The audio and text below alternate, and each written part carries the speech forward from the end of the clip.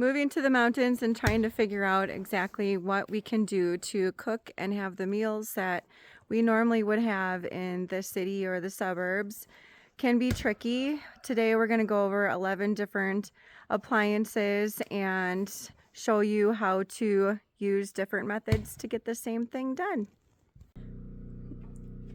For using a microwave, all we do is we place our leftovers. This is leftover pizza, and we just kind of put them in there, and we put a lid on, and we just wait till they're heated up to your liking, and then that's it. You can eat it.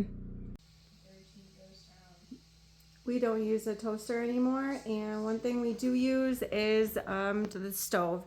So we just use a frying pan and cut up the bread and just toast it on there, and I'll show you how that's done. I just heat up a regular old pan on the stove. I put it a little bit above low, like low medium, and then you can adjust it to the way you like your bread. We just cut up some bread and we just place it on there and then flip it over in about 2-3 minutes, and then it'll toast it and it'll be done. A cast iron pot, or some people call it a Dutch oven.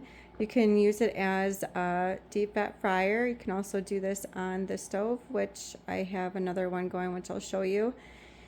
And this you just fill up with oil, and I have a propane oven, so I just have it set. It's going to be warming up, and in the meantime I will chop the potatoes, and I'll show you how to do French fries and also potato chips. All we have to do is I peeled them with the carrot peeler. I call it a potato peeler. After that, we're just gonna chop them in half, or if you want to go the long way, that's fine too. Put them in little slivers, however thick you want your French fries. Then you do the same thing this way, however thick or long you want the French fries is fine. And then you just put them in the water and you finish the rest of them. And I got the French fries completed. They're in water with some salt in there just to give it some flavor. And after it's done sitting in here for a while, I will dry them off and move to the next step. To make potato chips, it's just slicer with the potato, and all I do is slice away. And then the same thing here. So as soon as you get some, you just put them in water with some salt and let them soak there for a while, and the salt is completely optional. This is an example on how you would cook on a wood stove as the deep fat fryer. You're gonna remove the cover. And at this point you have your fire going, everything's up to temp. And they would fry in there until you're liking. If you want them crispy, then you can just fry them in here for about 15-20 seconds, and then you can take them out. And then I would wait probably a good 15-20 minutes, and then you can refry them again, and that would make them crispier.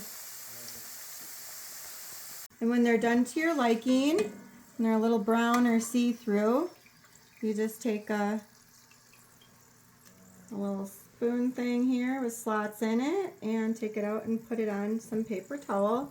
You can dry the excess oil off of it, and then season it however you like, if that be with salt or the cheese powder, make it taste more like a cheese potato chip, all your choice. And that's how you would do it on the wood stove. This is the process for doing it on a stovetop. It's the same thing as on a wood stove. Just pop them in, cook them for as long as you would like, and we'll come back as soon as everything is finished. And this is the finished product. We got the French fries all completed, put some salt on there, and my family can have supper with ham pepperoni dish thing we have, and then I made bread as well to go on the side.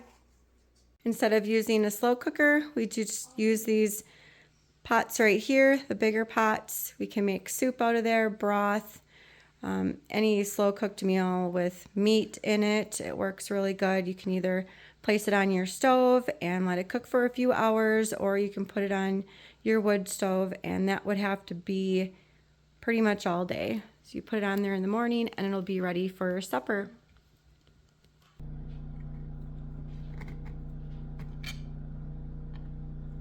Okay. Here is our coffee maker. We just use one of these brewing things. And let's try to do this one-handed. So we just put some coffee in there. And then I just heated up some water on the stove. And you pour it in.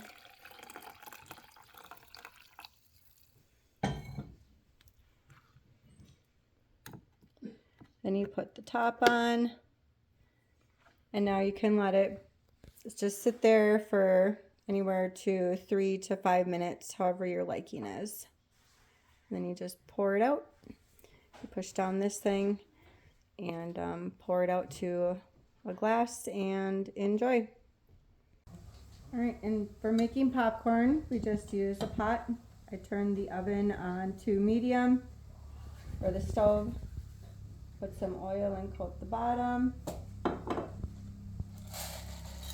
Put as many kernels as you want in there. And then you put the cover on. And then every once in a while you have to shake it. And we'll come back when it starts popping. This is what it looks like when it's all finished, and then you can just either pour it in a bowl and then add your butter and your salt and enjoy. The dishwasher we do not use anymore, and we just do them by hand. So here's all the dishes for the day, quite a bit, and we'll get them done by hand. Dishes are now clean. That didn't take too long. Instead of using a hand mixer to mix things like eggs, we just use a spoon or a fork. Same thing with cookies or pancake mix. If you have, a bunch of these bad diseases. When we moved to the mountains, we did not have a refrigerator. We didn't have our solar hooked up or anything. So what we use for a refrigerator is a cooler.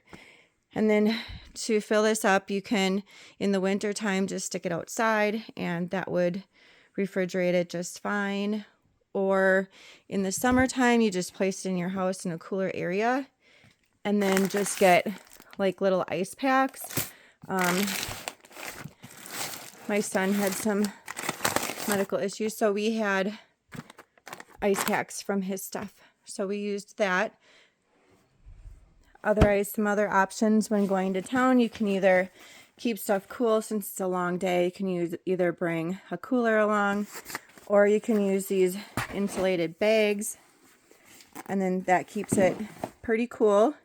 And you always want to make sure when you're going to town that you do not stock up your meat or any frozen items until your last stop. When we got some solar panels and was able to upgrade to a refrigerator, we just did get an apartment size one. We upgraded again, so that's why this is out here. Has to actually go in the dump, but it was pretty little. There wasn't much space for anything, but we made it work. And now we have a regular size refrigerator in here. This can either be a refrigerator or a freezer, depending on what you would like. And we chose the refrigerator so we can stock up a little bit more on fresh fruit, or when we're preserving stuff from the garden. It has been a dream come true. For cooking, there's other alternatives you can use. When we first moved out here, We just used one of them stands to put over a fire, and we cooked on that. And that includes heating up like canned soup or making simple meals. We also have the wood stove. You can use a grill. You can use a stove if you're lucky enough and have enough power. Several different options. Adjusting into off-grid living can be difficult, but we can make it work with simple changes, different options for different things. You have to kind of see what works for you, what works for your family, what's doable, what kind of options you have, but very doable. And thank you for watching, and we'll see you in the next one.